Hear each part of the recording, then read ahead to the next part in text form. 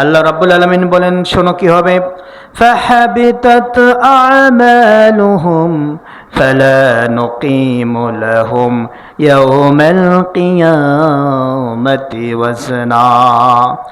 রাব্বুল আলামিন বলেন, দুনিয়ার জীবনে যদি আমার বিধিবিধান, আমি আল্লাহর আইন কানুন বিধিবিধান, কোরআনের হুকুম আহকাম যদি ওই সমস্ত বান্দা বান্দিরা, ওই সমস্ত স্বৈরাচারীরা, ওই সমস্ত লোকেরা আল্লাহর আইনের লঙ্ঘন যদি করে, বিপরীত কাজ যদি করে, আল্লাহ রাব্বুল আলামিন বলছেন, ফালা নুকিমু লাহুম ইয়াওমাল কিয়ামাতি ওয়াজনা, কিয়ামতের ময়দানে তাদের জন্য ওজন দাঁড় করানো হবে না, বরং তাদেরকে আল্লাহ রাব্বুল আলামিন সরাসরি জাহান্নামে ঢুকিয়ে দিবেন। বলে নাউজুবিল্লাহ।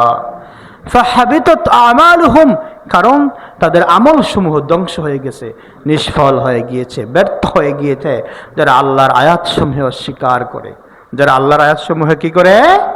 অস্বীকার করে। শুধু তাই নয় আমার ভাইয়েরা, শুধু তাই নয়, আল্লাহ রাব্বুল আলামিন বলেন, যালিকা জাযাউহুম জাহান্নাম।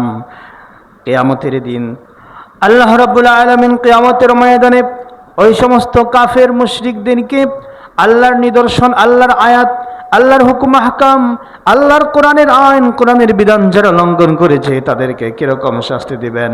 আল্লাহ বলছেন, যালিকা জাযাউহুম জাহান্নাম, তাদের পরিচয় হলো তারা সবাই জাহান্নামে যাবে, তারা সবাই জাহান্নামের মধ্যে প্রবেশ করবে। এটা হচ্ছে তাদের কৃতকর্মের প্রতিদান, কৃতকর্মের পুরস্কার। এবং কি করেছে? ওয়াল্লাযীনা ইত্তাখাযু, এবং এই যে তারা জাহান্নামের আযাবে বক্ষণ করবে। কেন বক্ষণ করবে? কারণ তারা সবাই দুনিয়াতে আল্লাহর আইনকে লঙ্ঘন করেছে, আল্লাহর ইসলামের বিধানকে লঙ্ঘন করেছে। বিমা কাফারু, দুই কারণে তারা জাহান্নামে যাবে। এক নম্বর কারণ হলো কাফারু, তারা কুফরি করেছে। তারা কি করেছে? তারা কুফরি করেছে।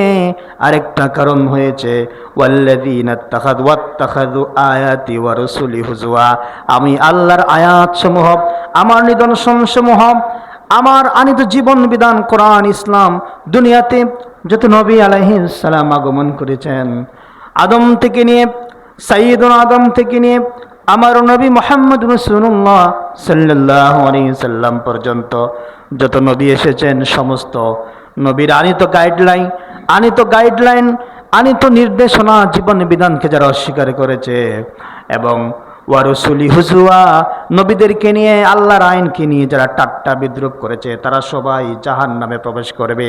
ঠিক কিনা? তারা সবাই কোথায় প্রবেশ করবে? জাহান্নামে প্রবেশ করবে। তাহলে তাদের জাহান্নামে প্রবেশ করার জন্য কারণ হলো তিনটা।